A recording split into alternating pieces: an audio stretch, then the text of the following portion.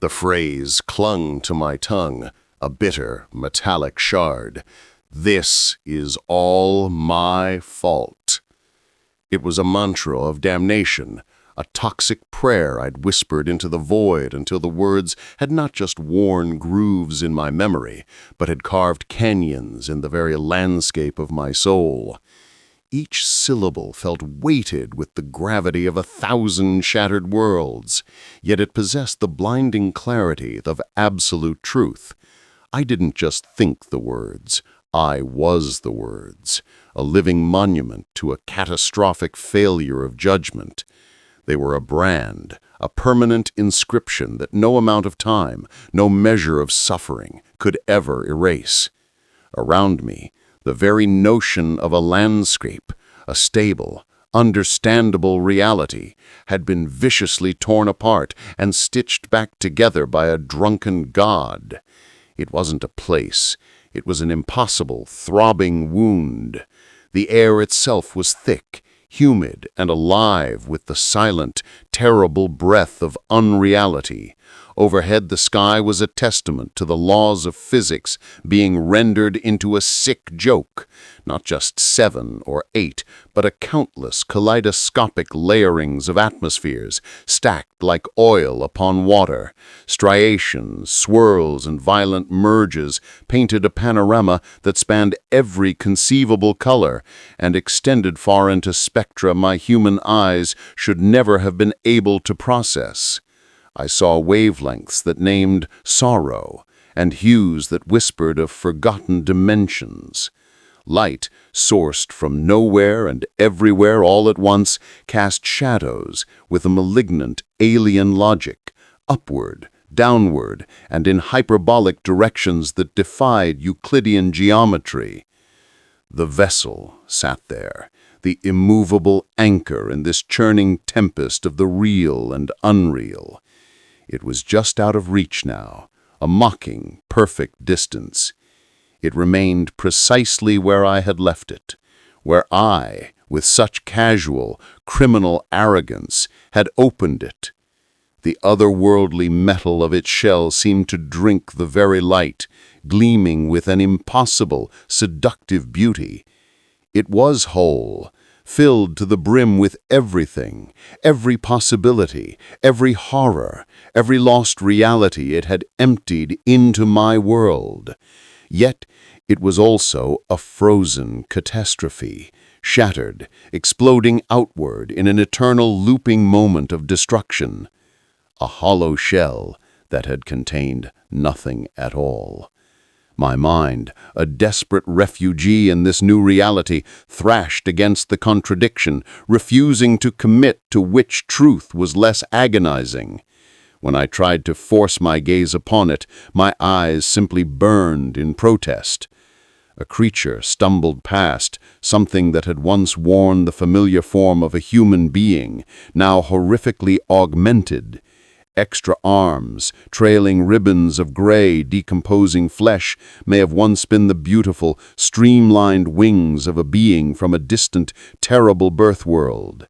Its eyes, milky and blank, looked right past me, right through. It didn't see me. Nothing saw me anymore. I was a ghost in my own catastrophe, as permanent, as silent, as much a part of the twisted scenery as the geometry itself. Around me, the towering, familiar skyline of Houston folded and unfolded itself like an endless, chaotic origami project. The impossible angles spelling out equations in a language that predated not just civilization, but mathematics itself. A sound ripped the heavy air, a siren wail in the distance, followed instantly by a raw, answering scream, a discordant, unending echo that defined the boundaries of my new home. I closed my eyes, but that doesn't help. Behind my eyelids, I see Dr. Harrison from the Antiquities Conservation Department trying to explain to the board of directors why their newest acquisition must be removed from the gallery. That was how long ago? A week? A month? 1,000 years? Time no longer has any meaning here. Dr. Harrison had been so concerned about the artifact's effect on staff productivity. "Miss Renoir," he said, pulling me aside after that disastrous board meeting, "I need to ask you about the Mesopotamian piece. You've spent considerable time analyzing it." I'd wanted to laugh at that, but I didn't understand why. I'd studied the artifact before we'd put it on display, and it had captivated me. I couldn't validate or discredit its authenticity. It seemed to be made of an unidentifiable metal, its surface covered in intricate, impossibly complex geometric patterns that seemed to extend into the metal itself. The patterns were composed of mathematical spirals, tessellations, and symbols that hurt my eyes to look at directly. There were 7 large gemstones set into the lid and sides, each containing what appeared to be entire miniature worlds. Different observers could see landscapes, cities, creatures, and civilizations moving within the depths of the gems. Hundreds of smaller stones formed constellation patterns along the sides of the artifact. Sorry, Dr. Harrison," I cleared my throat. "What would you like to know?" "Haven't you mentioned that there was something wrong with the artifact? Miss Bradley said you'd told her you couldn't authenticate it, and that you were concerned that it might be radioactive. Why didn't you speak up in the meeting?" He seemed to be getting more animated and a bit anxious. "Yes, that's true. I wasn't able to authenticate it, but neither was I able to discredit it. And I had it tested thoroughly for any radioactivity. The tests came back clean." I frowned as I fished for the right words to say.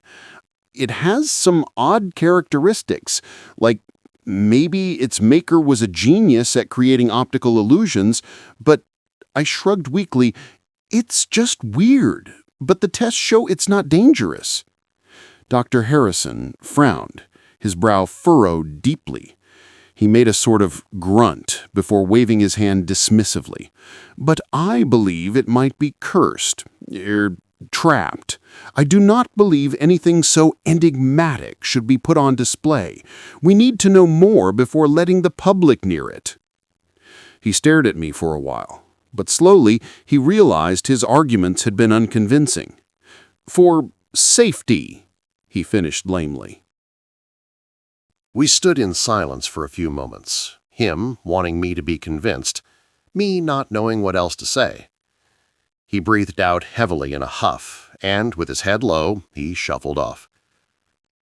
I considered it then. Was Dr. Harrison right? Could the artifact be trapped? Throughout history, it wasn't unheard of for someone to set a trap for future grave robbers. But a curse? I scoffed at his superstitions then, but the next time I saw the vessel, his words echoed in my mind. I didn't believe in the supernatural back then, but I should have. The artifact was put on display in a place of prominence in the main lobby of the museum, where the sun lit it throughout the day. The many gemstones caught the light, reflecting and refracting it in patterns that danced around the room in ways it shouldn't be able. The metal seemed to glitter and glisten in the light, while absorbing the light in ways that didn't quite seem possible.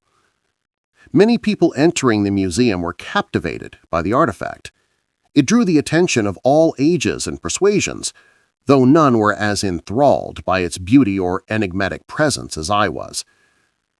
I couldn't pass through there without spending at least a minute to gaze upon the artifact, to trace the geometries scrawled upon it, to lose myself in the events seemingly portrayed in the depths of its gems.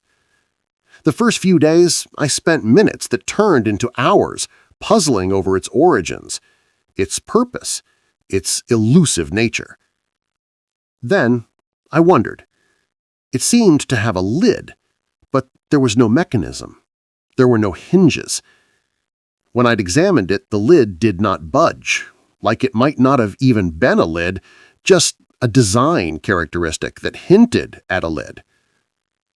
Every break I had, I was there, looking at its splendor, feeling its cold warmth. wondering at its purpose. The thought of it consumed me. Days became weeks. I'd begun to feel strange whenever I wasn't near the artifact. My nights, my dreams had been full of it. Riddles within the patterns. Questions, answers, knowledge. The manner of all things was contained in its decorations. I knew then that the artifact was no mere relic. It was a font of knowledge, a keeper of secrets, whispering promises of enlightenment to anyone patient enough to listen. And I was listening. Too closely, perhaps. At first, the strangeness was subtle, like a shadow lengthening at dusk. I'd catch myself staring at blank walls during lunch breaks, tracing unseen spirals with my finger as if the patterns were being worked out through muscle memory. Colleagues notice, of course. "You look exhausted, Miss Renoir," Miss Bradley said one afternoon, her voice laced with the false concern of coworkers, but in her eyes I saw a hint of fear. "That thing's got you bewitched." I chuckled and brushed it off, but her words lodged like a splinter. Bewitched, as if this were some fairy tale, not the rational world of conservation and cataloging. But the dreams, they were relentless. Night after night, I'd fall into the gem's depths, like a wanderer hurled through a catastrophe into another land. In one I stood on a crystalline spire overlooking a city of living geometry. Buildings folded and unfolded like breathing lungs. Streets that curved into fractals led to infinities. A voice like music overlaying thunder asked, "What holds the weight of all worlds, yet crumbles at a single truth?" I'd wake gasping, the answer hovering right out of reach. By the third week, the pull became physical, like the artifact exerted its own gravity. Away from the museum, my hands trembled, my vision blurred at the edges, as if the artifact's geometries were anchors keeping reality from unraveling. I started skipping meals, fabricating excuses to linger in the lobby after hours. The security guard, old Mr. Ellis, would eye me suspiciously as he locked up, but I didn't care. The vessel, yes, that's what I'd begun calling it in my mind, demanded my presence. It offered glimpses, answers to questions I'd not yet formed. One evening, as the sun dipped low and painted the gems in blood-red hues, I pressed my palm against its surface. It was warm, pulsing faintly like a heart encased in metal. Then it was that I realized I had to possess the artifact. Not out of greed, no. I must take it and keep it for the world's sake. It was the day of my undoing, our undoing. I cherished the artifact, studied it, held it. I understood it. Right there, plain as day.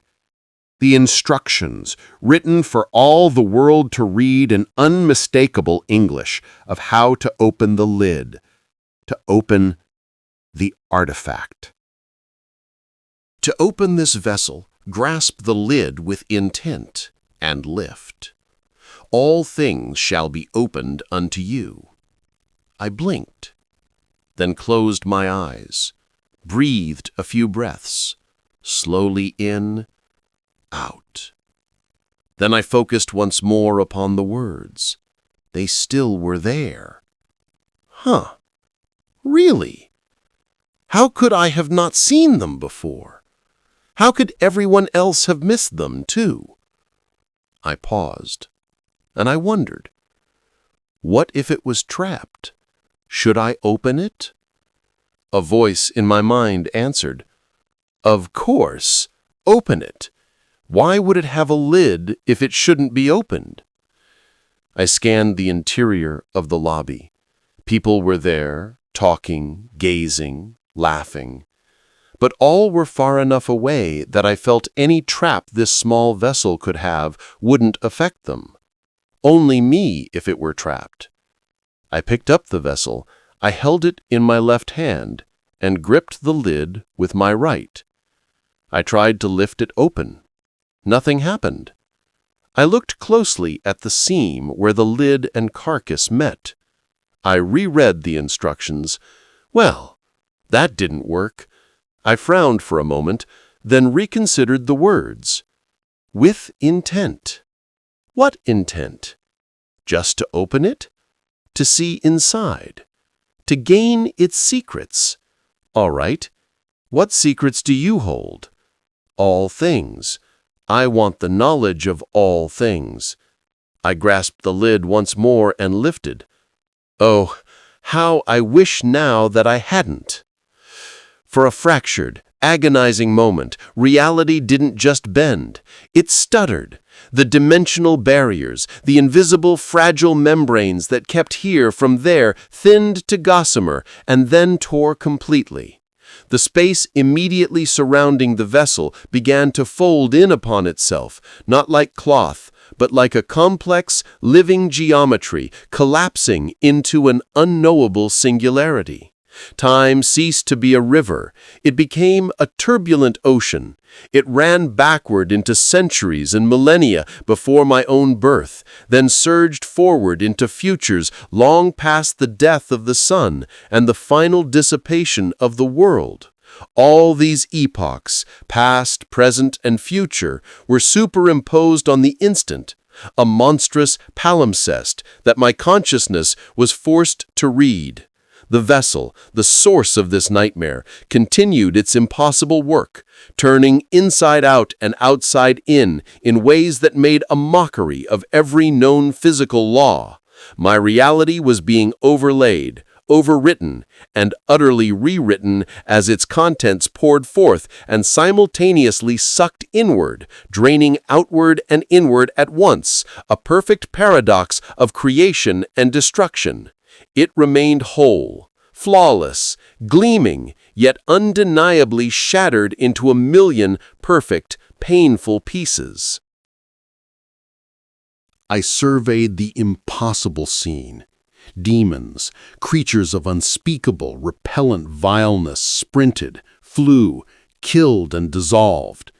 Angelic beings of unimaginable, terrifying beauty floated, lived out centuries in a breath, and performed acts of transcendental grace. Humans and 1,000 human variants from alternative evolutionary paths, all born, mixed, mingled, and died in the blink of an eye.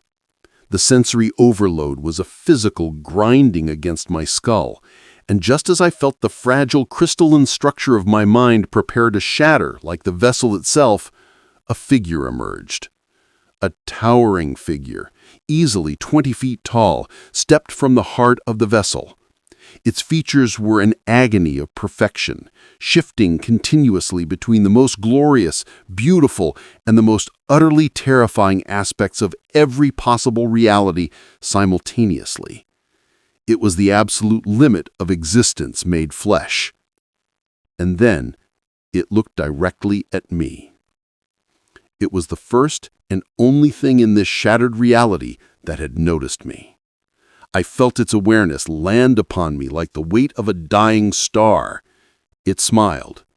That smile was an expression of such pure, unadulterated upliftment and glorious freedom that it should have filled me with rapture. Instead, it plunged a paralyzing, heart-numbing feeling of dread into the deepest marrow of my being. It was the smile of total comprehension and total indifference. A low, subterranean rumble, like the birth of a tectonic plate, was accompanied by the most beautiful, complex melody I had ever heard. The figure was amused by me. It was a chuckle. "Thank you for setting me free," it said, its voice a symphony of music woven with profound, shattering bass of thunder. It turned and began to walk. There was no malice in its stride, no aggressive posturing, simply the infinite purpose of being. Yet with each effortless footfall, I witnessed countless beings die. They were obliterated, erased from existence not through violence, but through the mere, casual touch of its presence. It paused, perhaps recognizing the intensity of my gaze, a ghost's desperate final scrutiny. It glanced over its shoulder at me again, and the radiant smile that was also filled with absolute darkness returned. In that moment of perfect, terrifying connection, I did not learn its name.